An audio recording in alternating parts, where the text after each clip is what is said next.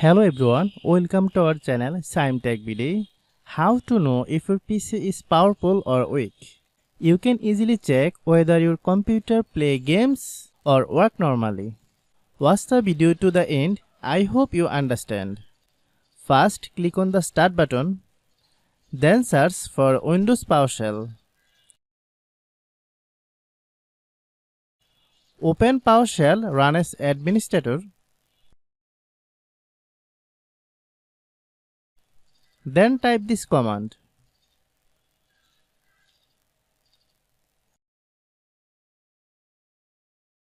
Here you will see many values.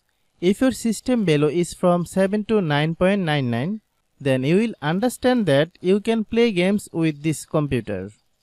And if your computer value is below 7, then you should understand that you can do all official work with this computer, but you will not be able to play games well.